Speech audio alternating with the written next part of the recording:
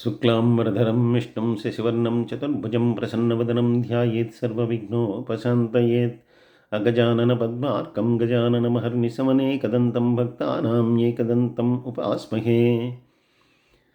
గురుర్బ్రహ్మా గురుర్విష్ణు గురుర్దేవో మహేశ్వరః గురుర్సాక్షాత్ పరం బ్రహ్మ తస్మై శ్రీగురవే నమః. వ్యాసాయ విష్ణురూపాయ వ్యాసరూపాయ విష్ణవే నమో వై బ్రహ్మనిదయే వాసిష్ఠాయ నమో నమః. ఈ ప్రేరణకు కారణమైనటువంటి గురుదేవులు బ్రహ్మశ్రీ చాగంటి కోటేశ్వరరావు గారి పాదపద్మాలకు సభపూర్వకంగా నమస్కరిస్తున్నాను.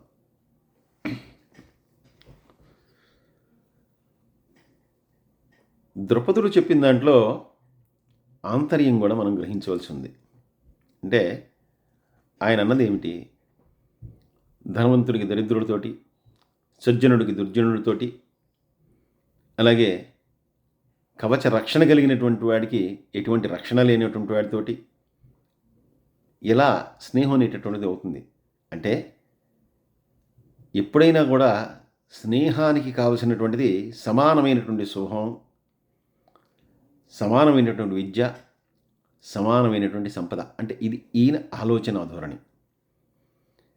అంటే అహంకారము అనేటటువంటిది ఉన్నటువంటి ఈ ద్రుపద మహారాజు గారికి ఉన్నటువంటి ఆలోచన, ఆయన యొక్క ఆలోచన సరళి అదే సాధారణమైనటువంటి వారి యొక్క ఆలోచన సరళి.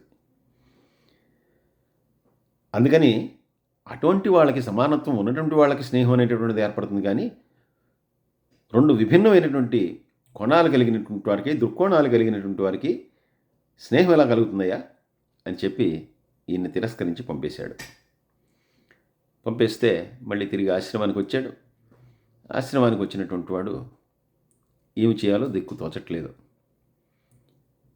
ఒక ద్రుపదుడు తన అభ్యర్థన మేరకు ఒక 4 ఆవులైనా ఇస్తే గనక ఆ 4 ఆవుల ద్వారా తన పిల్లవాడికి ఇన్ని పాలు దొరుకుతాయి, ఏదో పోషణ కలుగుతుంది, అలాగే తాను బ్రాహ్మణుడు కాబట్టి తాను చేయవలసినటువంటి యజ్ఞయాగాది క్రతువుల్ని చేసుకోవచ్చు అనేటటువంటిది ఈయన యొక్క ఆలోచన. కానీ అది ఎప్పుడైతే విఫలమైందో, పరశురాముడి దగ్గర తాను అనుకున్నది సాధించలేకపోయాడు, బాల్యమిత్రుడు అనుకున్నటువంటి ద్రుపదుడి దగ్గర దాన్ని సాధించలేకపోయాడు.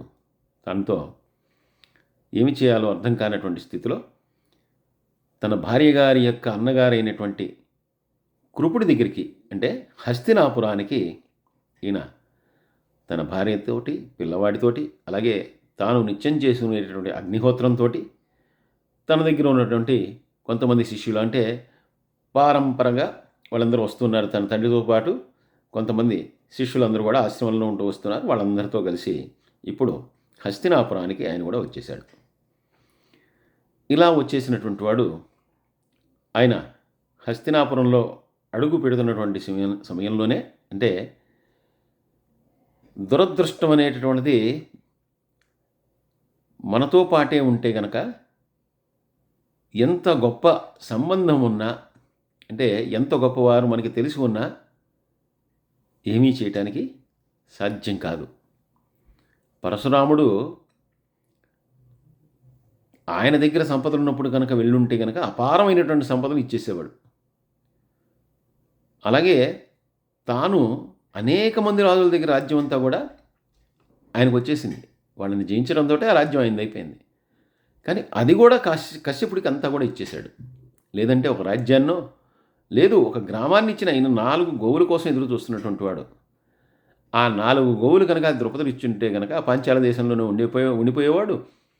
ఎప్పటికీ కూడా ఈ కురుపాండవులకి విద్యలు నేర్పేవాడు కాదు, హస్తినాపురానికి వచ్చేవాడు కాదు. ద్రోణుడు కనుక లేకపోతే కనుక అసలు పరిస్థితి ఎలా ఉండేది అనేటువంటిది ఆలోచించుకోవాల్సినటువంటి విషయం. అయితే ఆయన ఇక్కడికి రావాల్సి ఉంది. ఇప్పుడు ఇక్కడ అడుగుపెట్టాడు. అడుగు పెట్టేసరికి కృపుడి దగ్గర ఈ వీళ్ళ విద్యని, మిగిలినటువంటి విద్యలన్నింటినీ కూడా నేర్చుకుంటున్నటువంటి ఈ కౌరవ పాండవ రాకుమారులందరూ కూడా, వీళ్ళందరూ కూడా వీళ్ళందరూ కూడా ఆడుకుంటూ ఉన్నారు. దేంతో ఆడుకుంటున్నారంటే ఒక బంతితో ఆడుకుంటూ ఉన్నారు. ఆడుకుంటూ ఆ బంతి వీళ్ళు ఆడుకుంటూ ఉండగా ఒక బావిలో పడిపోయింది. అలా బావిలో పడిపోయిన తర్వాత ఎక్కడో కింద నీటిలో తేలుతున్నటువంటి ఆ బంతిని ఎలా తీయాలో వీళ్ళకి అర్థం కావట్లేదు, ఈ పిల్లలకి అర్థం కావట్లేదు. అంటే అదొక బకెట్ వేసో ఒక లేదంటే ఏదైనా ఒక వస్తువును దానిలో వేసి తీసుకోవడం ఒక మార్గం. కానీ ఆ బావి దగ్గర అటువంటివి ఏవీ లేవు. ఇప్పుడు వాళ్ళు ఆడుకోవాలి, ఆడుకోవటానికి వాళ్ళ దగ్గర బంతి లేదు. దాన్ని ఎలా తీయాలో అర్థం కానటువంటి స్థితిలో వాళ్ళు ఉన్నారు. వెంటనే ఎవరో దారిలో వస్తున్నాడు, ఈయన దగ్గరికి వెళ్ళారు. వెళ్ళిన తర్వాత ఆయన ఈ పిల్లలతో అన్నాడు, అరే మీరందరూ కూడా భరతవంశంలో పుట్టినటువంటి వాళ్ళు, కృపాచార్యుడి దగ్గర శిష్యరకం చేస్తున్నటువంటి వాళ్ళు, బావిలో పడినటువంటి బంతిని ఎలా తీసుకోవాలో చేతగాక మీ అందరూ కూడా మదనపడిపోతున్నారు. ఇది మీకు సరైనటువంటిదేనా? ఎటువంటి వంశంలో జన్మించారు? ఎటువంటి వాడి దగ్గర శిష్యరకం చేస్తున్నారు? ఈ మాత్రం బంతిని ఎలా తీయాలో మీకు అర్థం కావట్లేదా అని చెప్పి ఆయన అన్నాడు. వాళ్ళు అన్నారు, నిజంగానే మాకు తెలియట్లేదండి, తెలిస్తే కనుక తీసేవాళ్ళం కదా, విద్యలు నేర్చుకుంటున్నాం, కానీ ఈ బావిలో పడినటువంటి బంతిని, అంత లోతుగా ఉన్నటువంటి బంతిని ఎలా తీయాలో మాకు ఎవరికి కూడా అర్థం కావట్లేదంటే, సరే మీ అందరికీ కూడా తెలిసేట్లుగా ఇప్పుడు బాణ పరంపరతోటి ఆ బంతిని బయటికి తీస్తాను. ఈ విద్య చాలా గొప్పది, నేను మీకు చూపిస్తాను రండి అని చెప్పి వాళ్ళందరూ కూడా తనతో పాటు తీసుకువెళ్ళి ఆ బావి దగ్గరికి వెళ్ళి ఒక బాణాన్ని సంధించాడు. ఆ బాణానికి మళ్ళీ అతుక్కునేట్లుగా మరొక బాణాన్ని వేసి ఈ రకంగా ఒక తాడులాగా, బాణాలతో తాడులాగా తయారు చేసి ఆ బంతిని బయటికి తీశాడు. వెంటనే బావిలో ఉన్నటువంటి బంతిని కేవలం బాణాలతో బయటికి తీసినటువంటి ద్రోణుడి యొక్క గొప్పతనాన్ని చూసి వీళ్ళందరూ కూడా ఆశ్చర్యపోయారు. వాళ్ళకి కావాల్సినటువంటి బంతి దొరికింది. వెంటనే ఆ బంతిని తీసుకుని వాళ్ళు పరుగున భీష్ముడి దగ్గరికి వెళ్ళి ఆయనకి విషయం అంతా కూడా చెప్పారు. వెంటనే భీష్ముడు ఎవరు ఈ పని చేసింది అని చెప్పి ఆయన్ని తన దగ్గరికి తీసుకురమని చెప్పి కొంతమందిని పంపించాడు. వెంటనే ఇప్పుడు ద్రోణుడిని తీసుకుని భీష్ముడి దగ్గర నిలబెట్టారు. అప్పటికే ఈయన ఎలా ఉన్నాడంటే తల నెరిసిపోతోంది. అంటే యవ్వనం దాటిపోయింది అప్పటికే. అంటే ఆ వయస్సులో ఈయన వాళ్ళకి గురువయ్యాడు. ఈయనకి తల నెరిసిపోయింది. అటువంటి వయసులో ధనుర్విద్య పారంగతుడైనటువంటి, బ్రాహ్మణుడైనటువంటి, దృఢమైనటువంటి శరీరంతో, అలాగే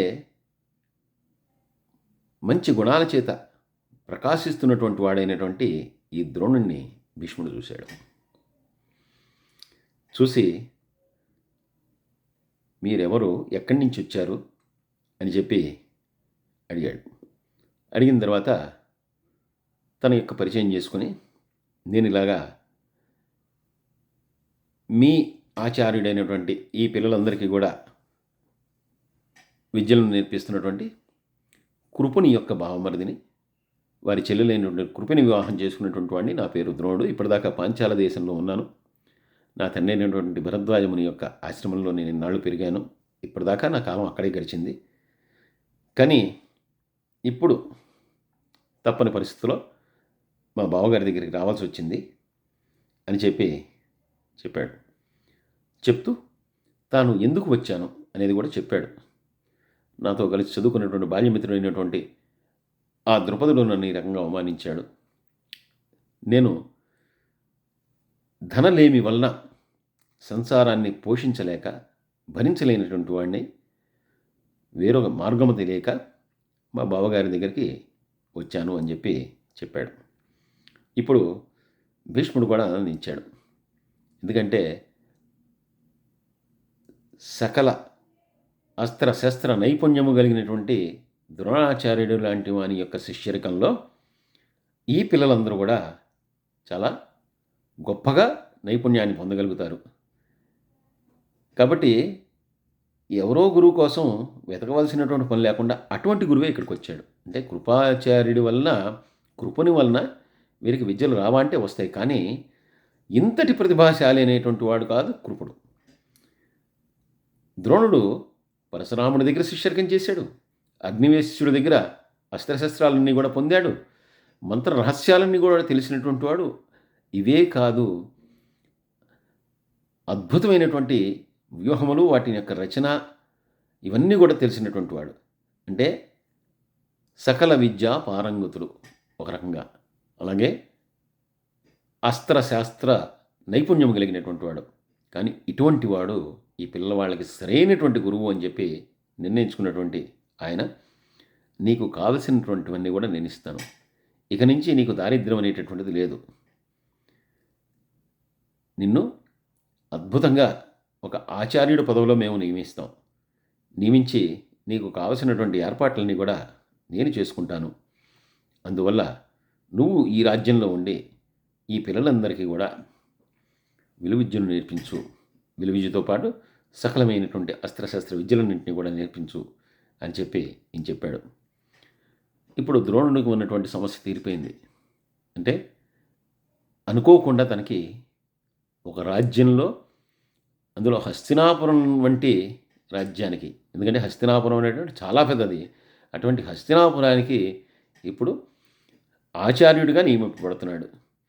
అందువల్ల ఆయన వెంటనే దానికి అంగీకరించాడు. ఆ రకంగా ద్రోణుడు ఇప్పుడు ఈ కురు పాండవులందరికీ కూడా ఆచార్యుడయ్యాడు. ద్రోణుడు ద్రోణాచార్యుడు అయిపోయాడు. ఇప్పుడు ఈయన గురువుగారు ఏం చేయాలి? ఆయనకి తెలిసినటువంటి విద్యని అందరికీ నేర్పించడమా,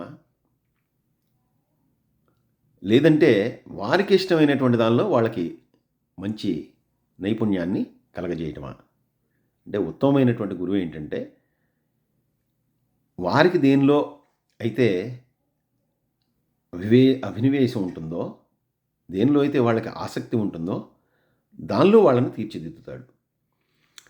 ఒకవేళ పిల్లలకి కనుక అవగాహన లేక వారికి దేనిలో నైపుణ్యం ఉందో వారు తెలుసుకోలేనటువంటి స్థితిలో ఉంటే, వారిలో ఉన్నటువంటి నైపుణ్యాన్ని గ్రహించి వారిని అందులో గొప్పవాళ్ళని చేస్తాడు.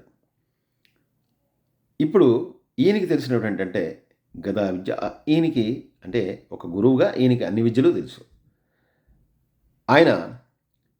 కానీ ఈయనకి ఇష్టమైనటువంటిది ధనుర్విద్య. ఎందుకంటే ధనుర్విద్యలో గొప్ప పారంగతులు పరశురాముడి దగ్గర కానీ అగ్నివేశ్వరుడి దగ్గర కానీ అనేకమైనటువంటి అస్త్రశస్త్రాలని, మంత్రరహస్యాలని ఇవన్నీ కూడా తెలిసినటువంటి వాడు.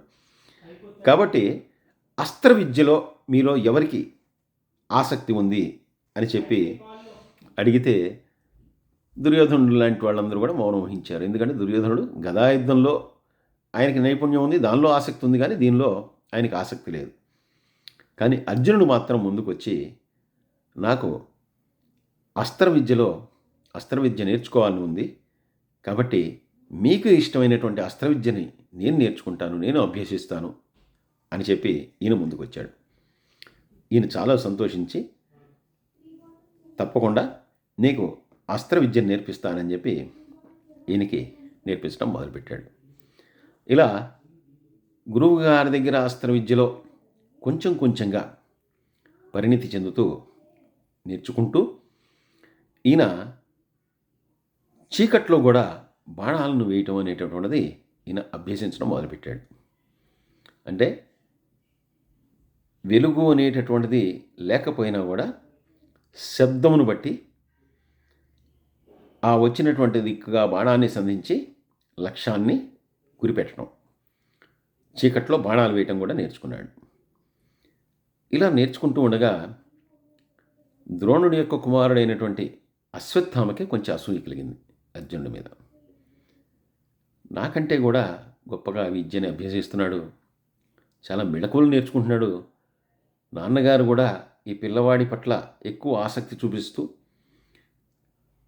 అన్నీ కూడా ఈయన పిల్లవాడికి నేర్పిస్తున్నాడు అని చెప్పి ఈ పిల్లవాడికి అటువంటి దానిలో నైపుణ్యం కలగకూడదు అనేటటువంటి కోరికతోటి ఒకరోజు భోజనం చేస్తుండగా అక్కడ ఉన్నటువంటి దీపాలన్నింటినీ కూడా అర్పించాడు. కానీ భోజనం చేస్తున్నటువంటి వాళ్ళు దీపం అక్కడ లేకపోయినా, వెలుగు లేకపోయినా కూడా ఎవరు కూడా భోజనం చేస్తూనే ఉన్నారు వాళ్ళు. ఆగలేదు. అప్పుడు అర్జునుడు కనిపించింది. అంటే ఈ చేతికి లక్ష్యమైనటువంటి నోరు ఎక్కడ ఉంది అనేటటువంటిది తెలుసు. అలా తెలిసినప్పుడు నా దగ్గర ఉన్నటువంటి అస్త్రానికి కాంతి లేకపోయినా కూడా, చీకటిలో ఉన్నా కూడా, అది మృగం కావచ్చు, మరొకటి కావచ్చు, లక్ష్యం ఎందుకు తెలియకుండా ఉండాలి? వెలుతురు లేనంత మాత్రాన లక్ష్యాన్ని ఛేదించటం అనేటటువంటిది అసాధ్యమవుతుందా అని ఆలోచన కలిగి అటువంటి విద్యని సాధించడానికి ఇంకా తీవ్రంగా తాను శ్రమించడం మొదలుపెట్టాడు. ఇప్పుడు ద్రోణుడు ఇలా అభ్యసిస్తున్నటువంటి అర్జునుడిని చూసి ఈయన చాలా సంతోషపడ్డాడు. సంతోషపడి ఈ పిల్లవాడు విలువిద్యలో చాలా గొప్ప నైపుణ్యాన్ని పొందుతాడు, చాలా ఉత్తముడవుతాడు అని చెప్పి, అంటే గురువుగారికి తెలిసిపోతుంది ఏ శిష్యుడు ఎందులో రాణిస్తాడు, ఎందులో గొప్పవాడవుతాడు అనేటటువంటి విషయం ఆ గురువుగారికి తెలిసిపోతుంది. అలా తెలిసినటువంటి వాడై ఈయన ఆ పిల్లవాడికి అంటే కొంచెం ఎక్కువ అతని మీద దృష్టి పెట్టి అతనికి మంచిగా విలువిద్యనంతా కూడా నేర్పించడం మొదలుపెట్టాడు. ఈ రకంగా ఆ వయసులోనే ఈయన గురువుగారి యొక్క అభిమానాన్ని పొందినటువంటి శిష్యుడైపోయాడు అర్జునుడు. ఇలా జరుగుతూ ఉండగా ఈ ద్రోణాచార్యుడి దగ్గరికి ఒక పిల్లవాడు వచ్చాడు, యువకుడు. ఇతను ఒక భిల్లుడైనటువంటి కిరాతవుడు, ఆయన యొక్క కుమారుడు. ఆ కిరాతుడు ఒక నాయకుడు. ఆ కిరాతుని యొక్క కుమారుడు ఈ పిల్లవాడు. ఈ పిల్లవాడి పేరు ఏకలవ్యుడు. ఇతను హస్తినాపురం వచ్చి ద్రోణుణ్ణి కలిసి, నేను దగ్గర ఉండేటటువంటి ప్రదేశంలో ఎరుకరాజు కొడుకు అయినటువంటి ఏకలవ్యుడు అనేటటువంటి వాడిని, మీ గొప్పతనం నాకు తెలుసుకున్నాను కాబట్టి నాకు కూడా విలువిద్యను నేర్పించండి, మీ దగ్గర విలువిద్యను నేర్చుకోవాలని నాకు ఎంతో ఆసక్తి ఉంది అని చెప్పి ఈ పిల్లవాడు అడిగాడు. అడిగితే దానికి ఈయన అంగీకరించలేదు. అంగీకరించకపోయేసరికి నిరాశ చెందినటువంటి ఏకలవ్యుడు తిరిగి తన ప్రదేశానికి వెళ్ళిపోయాడు. వెళ్ళిపోయి అడవిలోనే ఈ ద్రోణుడి యొక్క ప్రతిమను ఒకదాన్ని చేసుకుని దానికి భక్తి ప్రపత్తులతో దానికి పూజ చేసి ప్రదక్షిణపూర్వకంగా నమస్కారం చేస్తూ, ఈ పిల్లవాడు విపరీతమైనటువంటి సాధనా బలం చేత విలువిద్యలో చక్కని నైపుణ్యాన్ని పొందాడు. అంటే ఎటువంటి గురువు లేదు, కేవలం గురువుగా భావించాడు ద్రోణాచార్యుల వారిని. కానీ దానిలో చాలా మంచి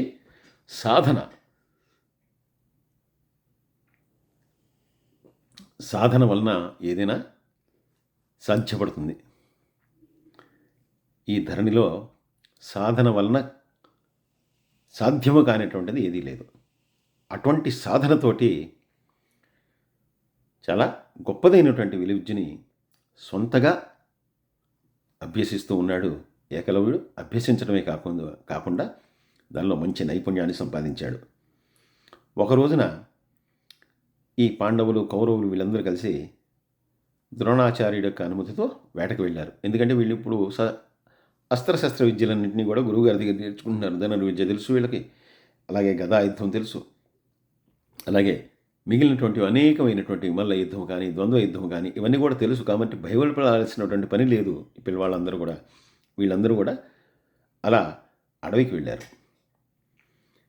అంతకుముందే ద్రోణాచార్యుణ్ణి తన ప్రియతముడిగా చేసుకుని ఎక్కువగా తనకు వచ్చినటువంటి అస్త్రశస్త్ర విద్యలన్నింటినీ కూడా అర్జునుడికి ఈయన బోధిస్తూ ఉన్నాడు. అలా తన కుమారుడైనటువంటి అశ్వత్థామకు కూడా ఈర్ష్య కలిగేటటువంటి విధంగా ద్రోణాచార్యుణ్ణి తన ప్రీతమ శిష్యుడిగా చేసుకున్నాడు. ఇప్పుడు వీళ్ళందరూ కలిసి వేటకు వెళ్ళారు. వేటకు వెళ్ళిన తర్వాత వీళ్ళు వేటాడుకుంటూ వెళ్తూ ఉండగా ఒక వేట కుక్క వీరికి కనిపించింది.